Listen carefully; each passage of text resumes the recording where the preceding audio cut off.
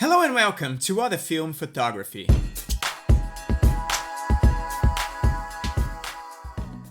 This week I decided to take my camera, load a roll of film, and go around shooting double exposures. Since my last video, a few people got in contact with me asking about that, so why not? I don't usually go around and shoot an entire row of double exposures. Normally what I do is that I save the last couple of frames of whatever row I'm taking to, experiment with double exposures. But this time was an exception and yeah, I shot the entire row.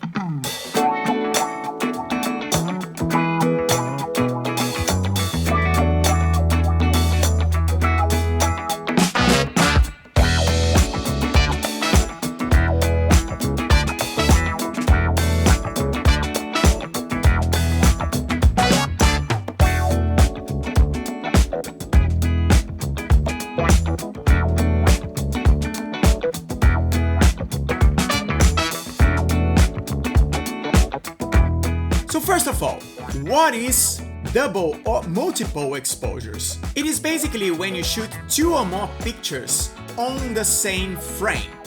That gives you some really interesting results and can be used creatively in many different ways.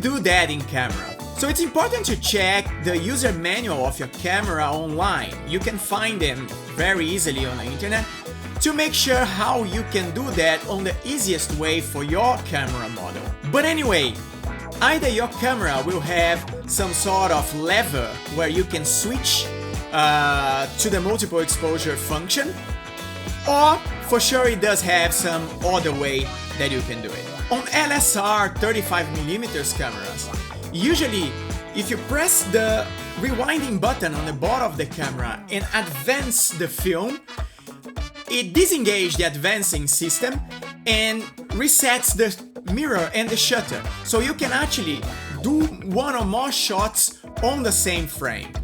In some modular medium format cameras like my old Bronica, you might have to take the picture, take the film back, reset the shutter and the mirror, reattach the film back, and then you can do a second exposure on the same frame. It can be quite fiddly. So if this is a technique that you are planning to use a lot, I strongly advise you to search for a camera where you have like the multiple exposures lever on it. That will make your life way easier than going through all this hassle.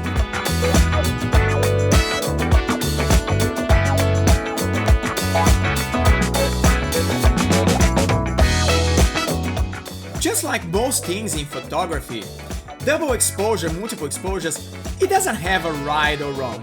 It's pretty much based on trial and error. However, there is only one aspect of this technique that you must keep in mind to actually achieve a better result, which is the exposure. If you just use the normal readings that you have from your camera or your light meter and you're stacking the exposures on the same frame, you might end up with an overexposed frame. So the rule of thumb for that is that for every picture that you take, you need to underexpose accordingly. For example, if you're doing a double exposure, it's good to shoot one stop underexposed on both frames.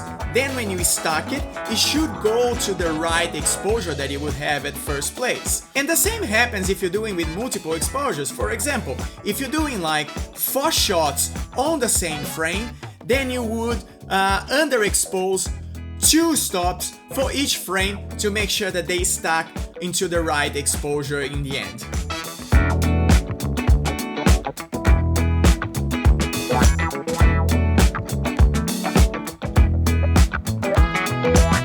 are basically two different ways of doing the double exposures. One is doing frame by frame, just like I normally do. So you set a frame, you take one shot, take the other, and that's about it. You have one frame on the roll that you can do the double exposure. Or the other technique that quite many people do is to shoot an entire roll of film, rewind it, and then shoot it again. I have never done that, but while I was researching for this video, I came across an idea that got me really interested. Basically, the idea is that one photographer shoots an entire roll of film, and then it sends the roll to a different photographer in a different place to shoot it all over again without knowing at all what is in the film. I found that idea pretty interesting, and to be honest, I would love to try it. So if you opt to do that, to shoot a roll and send it to me and see which kind of results we can get, please get in touch. I would love to do something like that and feature your pictures and mine here on the channel as well. Anyway, I have always liked the idea of experimenting with double and multiple exposures. I always love the idea of stacking these pictures together. I think that it does have such a visual impact and a creative impact that can be used. That is something that is really attractive to me.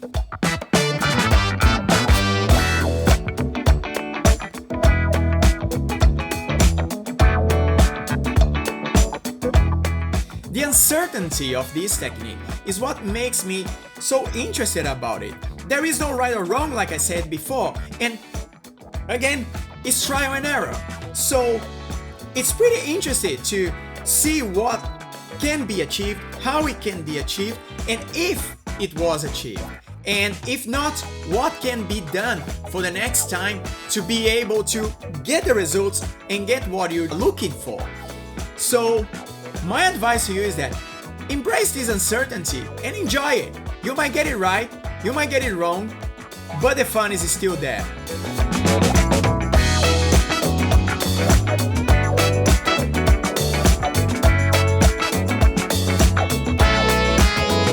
So please, leave your comments on the section below.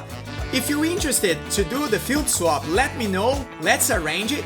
And yeah, if you like this video, please give the thumbs up, subscribe to the channel, and remember to switch on the notifications to get to know everything that is happening on the channel as it's happening. So for the time being, thank you very much for watching, stay safe, and I'll see you next time. Bye!